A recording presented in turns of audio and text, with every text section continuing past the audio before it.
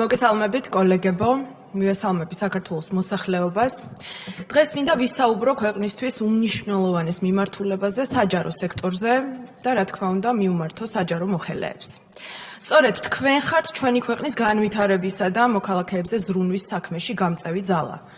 და სწორედ თქვენ გიწევთ დღეს რეპრესიების ატანა მხოლოდ იმიტომ, რომ დააფიქსირეთ განსხვავებული აზრი. ევროინტეგრაციასთან დაკავშირებით. დღეს ადამიანები, რომლებმაც 800-მდე საჯარო მოხელეს განსხვავებული აზრისთვის, დაატოვებინეს სამუშაო ადგილები, მიგვითითებენ საჯარო სექტორის პატივისცემისკენ. ეს ადამიანები თვლიან, რომ საჯარო სამსახური არა ხალხს, არამედ პარტიას უნდა ემსახურებოდეს. თვლიან, რომ განსხვავებული აზრის გამო საჯარო მოხელეთა დევნა და მათი სამსახურებიდან გათავისუფლება ნორმაა ჩვენს ქვეყანაში. ჩვენს გუნდსაც, რომლის უმრავლესობამაც წლები შევალიეთ ძლიერი და ღირსეული საჯარო მოხელის ინსტიტუტის მშენებლობას, ეს ადამიანები მიგვითითებენ პატივი ვცეთ საჯარო მოხელეებს. ამ სექტორში დაწყებული რეპრესიები და საჯარო სამსახურის შესახებ კანონში შეტანილი ცვლილებები მიზნად ისახავს საჯარო სამსახურის პარტიულ ვერტიკალთან მაქსიმალურ შერწყმას.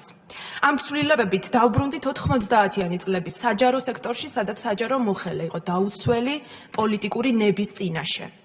დღეს ქვეყანაში არც ერთი სახელმწიფო უწყება არ ემსახურება ხალხის კეთილდღეობას და ისინი მხოლოდ და მხოლოდ ოცნებისთვის ძალაუფლების შენარჩუნებაზეა ორიენტირებული. თქვენ გააუქმეთ ისეთი მნიშვნელოვანი რგოლები, როგორიც არის საჯარო სამსახურის ეროვნული ბიურო, რომელიც იყო რეფორმებისა და ძლიერი საჯარო სექტორის გარანტი.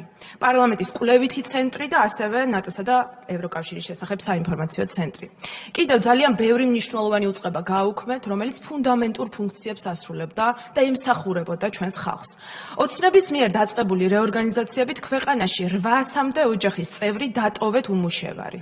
მხოლოდ იმიტომ, რომ მათ გამოხატეს განსხვავებული აზრი ევროპულ მომავალთან დაკავშირებით. თქვენი პოლიტიკური რეპრესიების ნათელი მაგალითი გახლავთ პარლამენტის თანამშრომელი 19 წლიანი სტაჟით ეკა უდესიანი, რომელიც მსახურობდა და სიმბოლურია, რომ ის ემსახურებოდა საქართველოს ხალხს ევროინტეგრაციის კომიტეტიდან. ახლა კი მინდა მივმართო ჩვენი ქვეყნის მასწავლებლებს. თქვენ, ვინც არ ეთანხმებით თქვენი დირექტორების პოლიტიკურ შეხედულებებს, შესაძლებელია სხვა სკოლაში პარალელურად მუშაობა ვეღარ შეძლოთ, რადგან ეს დამოკიდებული იქნება თქვენი ხელმძღვანელობის კეთილნებაზე. თუ ოცნების წარმომადგენლებს მართლა გსურთ იბრძოლოთ კორუფციის წინააღმდეგ, ჩვენი გუნდი, რა თქმა უნდა, მხარს დაგიჭერთ, სწორ და ეფექტიან მეთოდებს შემოგთავაზებთ კორუფციის საპრევენციოდ.